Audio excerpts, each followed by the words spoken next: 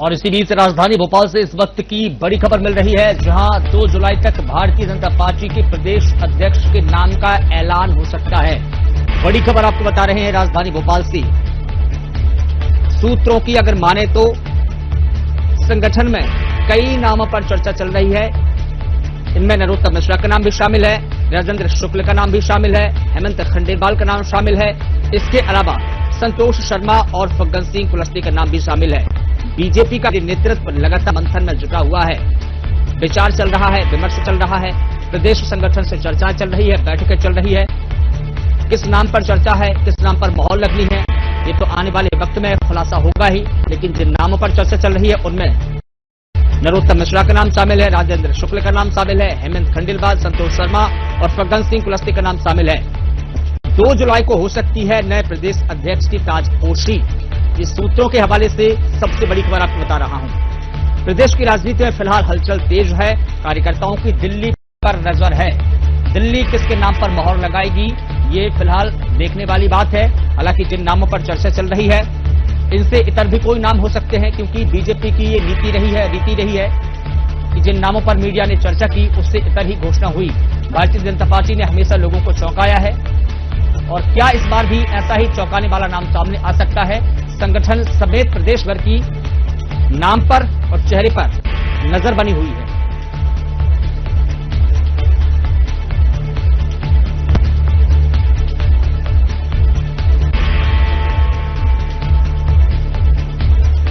तो राजधानी भोपाल से इस वक्त की बड़ी खबर मिल रही है, जहां 2 जुलाई को भारतीय जनता पार्टी के प्रदेश अध्यक्ष के नाम का ऐलान हो सकता है।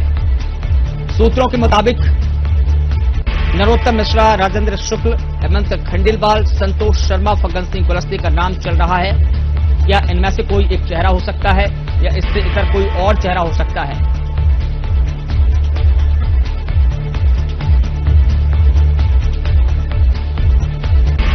भारतीय जनता पार्टी का केंद्रीय नेतृत्व लगातार इस मंथन में जुटा हुआ है और 2 जुलाई को नए प्रदेश अध्यक्ष की ताजपोशी भी हो सकती है।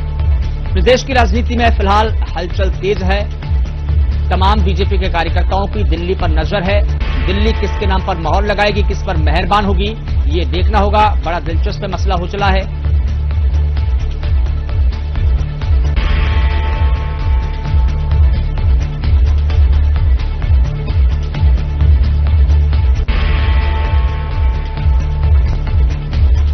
राजधानी भोपाल से ये बड़ी खबर मिल रही है, जहां 2 जुलाई को बीजेपी के प्रदेश अध्यक्ष का ऐलान हो सकता है। और इस पूरी खबर पर अधिक जानकारी दे रही है राजधानी भोपाल से सहयोगी मेघा जैन हमारे साथ में जुड़ गई है। मेघा, सूत्रों के हवाले से यह खबर मिल रही है कि 2 जुलाई को बीजेपी को नया अध्यक्ष मिलेगा, प्रदेश अध्यक्ष। लेकिन जिन नामों की चर्चा चल रही है, क्या इन्हीं नामों पर मोहर लगेगी या इससे इतर कोई और नाम हो सकता है? क्योंकि भारतीय जनता पार्टी की नीति हमेशा से चौंकाने वाली रही है। क्या इस बार भी चौंकाने वाला चेहरा और नाम सामने आएगा? क्या कुछ कहती हैं आप, क्या है आपके विचार? जी मनीष, मैं आपको बता दूं कि जिस तरीके से मध्य प्रदेश बीजेपी के नए प्रदेश अध्यक्ष को लेकर पिछले 5 महीने से सस्पेंस बना हुआ था, 2 जुलाई को वो सस्पेंस खत्म हो जाएगा। धर्मेंद्र प्रधान चुनाव पर्यवेक्षक भोपाल आ रहे हैं। 1 जुलाई को नामांकन प्रक्रिया पूर्ण होगी। और अगर नामों की बात की जाए तो नरोत्तम मिश्रा पूर्व गृह मंत्री हैं, एक ब्राह्मण चेहरा है। उप मुख्यमंत्री राजेंद्र शुक्ल जो अभी वर्तमान में मोहन यादव की सरकार में उप मुख्यमंत्री हैं। हेमंत खंडेलवाल बैतूल विधायक का नाम सामने आ रहा है। संतोष शर्मा विश्व हिंदू परिषद के वरिष्ठ नेता हैं, घर वापसी का काम किया है, सनातन पर लगातार काम कर रहे हैं। उनका नाम भी संघ प्रमुख ने सामने रखा है। वहीं आपको बता दें कि मंदसौर से है ये वरिष्ठ नेता। फग्गन सिंह कुलस्ते पूर्व केंद्रीय मंत्री का नाम सामने आ रहा है। हेमंत खंडेलवाल बैतूल विधायक का नाम सामने आ रहा है। और सबसे बड़ी बात तो यह है कि जब ये नामों की चर्चा सामने हो रही है तो ये सिर्फ ऐसे ही सामने नहीं हो रही है मनीष। नामों की चर्चा, नरोत्तम मिश्रा के नाम की चर्चा इसलिए भी हो रही है क्योंकि वो प्रदेश अध्यक्ष के दावेदार के लिए बहुत पहले से चुने जाने वाले थे, लेकिन ऐसा नहीं हो पाया। उसके बीच में जब मोहन यादव से उन्होंने मुलाकात की थी तो एक बार फिर से ये स्वर बना था कि ब्राह्मण चेहरे को सामने लाया जाए। और हम देख भी रहे थे कि कहीं कहीं ना कहीं राजनीति जातिवाद पर टिकी हुई थी और एक बार फिर ब्राह्मण चेहरे की बात लगातार सामने आ रही है। और नरोत्तम मिश्रा भले ही चुनाव हार गए थे लेकिन संगठन में लगातार सक्रिय थे। लोकसभा चुनाव के दौरान उन्होंने कई न्यू ज्वाइनिंग करी, उनके टोली के संरक्षण भी बनाए गए थे। जो कांग्रेस के कई नेताओं को बीजेपी में लाने का काम नरोत्तम मिश्रा के द्वारा किया गया था। और वही अगर हम बात कर रहे हैं बैतूल से विधायक हेमंत खंडेलवाल के दावे की, तो वो इसलिए भी मजबूत माना जा रहा है क्योंकि आरएसएस उनके नाम पर सहमति जता रहा है। मनीष, सीएम मोहन यादव की तरफ से भी सहमति मिल चुकी है। इसके अलावा अगर पार्टी फिर से ब्राह्मण पर दाव लगाती है तो नरोत्तम मिश्रा सामने होंगे, नहीं तो दावेदारों के लिए हेमंत खंडेलवाल आगे हैं। वहीं राजेंद्र शुक्ल की बात की जाए तो हाल ही में हमने देखा कि जब मोहन यादव का जापान का दौरा था, तो जापान दौरे पर मोहन यादव से सबसे पहले मिले थे उप मुख्यमंत्री राजेंद्र शुक्ल, और उसके बाद नरेंद्र मोदी से एक मुलाकात हुई थी। हम सबने उस फोटो को देखा, वीडियो को देखा जो वायरल हुआ था। इसमें कैसे वो प्रधानमंत्री नरेंद्र मोदी के साथ कुछ वार्तालाप उनका लगातार चल रहा था और उनका नाम भी सामने आ रहा था। ये भी एक ब्राह्मण चेहरा है और भारतीय जनता पार्टी में लगातार इन्होंने लंबे समय तक काम किया है। इसके अलावा हेमंत खंडेलवाल बैतूल विधानसभा सीट से विधायक है। सबसे चौंकाने वाला नाम है हेमंत खंडेलवाल का, ये लगातार आ रहा है क्योंकि जैसा आपने अभी कहा मनीष की भारतीय जनता पार्टी की एक नीति रही है कि सबसे अलग हटके वो काम करती है, और हेमंत खंडेलवाल का नाम भी इसलिए सामने आ रहा है चूंकि वो कुशाभाऊ ठाकरे ट्रस्ट के अध्यक्ष भी हैं, लगातार बीजेपी में सक्रिय नेता हैं। वहीं संतोष शर्मा की बात करें तो हमने संतोष शर्मा को देखा कि वो मालवा प्रांत के प्रमुख और विश्व हिंदू परिषद के नेता है, और सबसे बड़ी बात है कि घर वापसी में इनका बड़ा काम रहा है। जब भी इस तरीके के कोई मामले सामने आते थे तो उन्होंने घर वापसी करवाई है। कई भाई मुस्लिम भाई ऐसे थे जो घर वापसी के लिए वापस हिंदू बने थे, हमने इनको लगातार देखा है।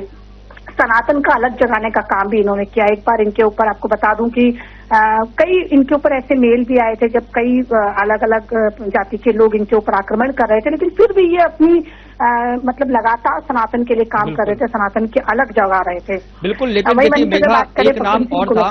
बिल्कुल मेघा एक नाम और थे, जैसे कि आपने हेमंत खंडेलवाल का नाम का जिक्र किया, लेकिन बैतूल से ही एक और शहर निकालकर हम देखें तो वो फिलहाल में केंद्रीय मंत्री है डीडी उइके, दुर्गादास उइके, उनके रेस में नाम सबसे आगे चल रहा है। अगर इन तमाम नामों को हम देखें, पैरेलल भी देखें तो भी उनका नाम आगे चल रहा है। तो क्या इस बार ये हो सकता है कि भारतीय जनता पार्टी किसी आदिवासी चेहरे को आगे करेगी, या ये हो सकता है कि इन सबके इतर महिला किसी नेतृत्व को भी जिम्मेदारी सौंप सकती है, जिनमें 3 नाम सामने है, जिसमें एक लता बानखेड़े का नाम भी सामने आ रहा है, कबीरता पाटीदार का नाम भी सामने आ रहा है, और अर्चना चिटनिस जो कि पूर्व कैबिनेट मंत्री रह चुकी हैं और वर्तमान में बुरहानपुर से विधायक हैं। तो क्या इनके नाम पर भी मोहर लग सकती है, क्योंकि इनके नाम भी सामने? इस बात में कोई संदेह नहीं किया जा सकता। मनीष की दुर्गादास उइके का बात हो या फिर अर्चना चिटनिस की बात हो, चाहे तमाम उन महिला नेतृत्व की बात हो, क्योंकि बीजेपी की हमेशा से ये बात रही है कि उन्होंने जिस तरीके से महिला नेतृत्व को लगातार आगे बढ़ने की बात की, महिला सशक्तिकरण की बात वो कर रहे हैं, तो इससे संदेह नहीं किया जा सकता है कि इनका नाम भी सामने आ सकता है। लेकिन अगर जातिगत की बात की जाए तो फग्गन सिंह कुलस्ते, दुर्गादास उइके, चूंकि एक आदिवासी बेल्ट है हमारे यहाँ पर, मध्य प्रदेश एक बड़ा बेल्ट है आदिवासियों का, यहाँ से नाम आ सकता है। और अगर महिला चेहरे की बात की जाए तो अर्चना चिटनिस का नाम बिल्कुल सामने आ सकता है। उन्होंने लंबे समय काम किया, मंत्री के तौर पर काम किया है और बुरहानपुर से अभी विधायक भी हैं।